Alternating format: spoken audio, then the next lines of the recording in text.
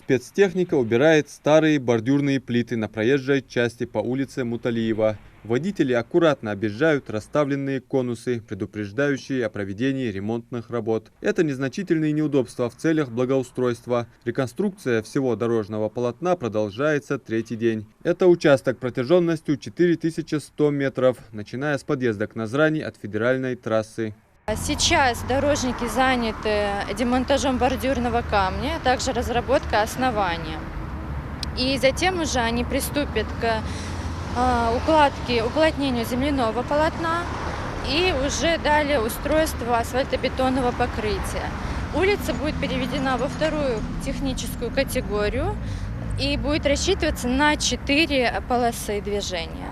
То есть на всем участке, на всем протяжении улицы Муталиева у нас предусматривается 4 полосы движения. Стертые местами дорожные разметки – гарантированное нарушение водителями правил дорожного движения. А дальше по списку отсутствие остановок и подъезда к ним, освещение достаточного количества светофоров на пересечении улиц и пешеходных переходов. Все это доставляет неудобства как взрослым, так и спешащим в школу детям. Все проблемы останутся в прошлом после завершения реконструкции, заверили в Ингушавтодор.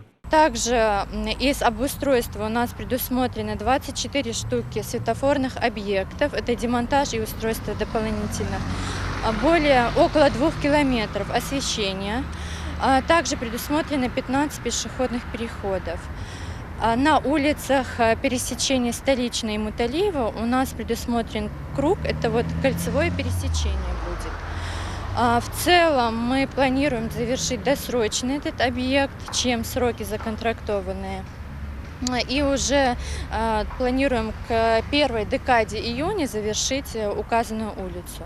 Многочисленные ямы и ухабы на этой дороге портят эстетический вид одной из центральных в городе улиц. Помимо этого, часто страдают и подвески автомобилей, из-за чего водители вынуждены терпеть финансовые убытки. Ну а появление здесь четырехполосного полотна даст больше свободного пространства для безопасного маневрирования. В общем, сами горожане реконструкции очень рады.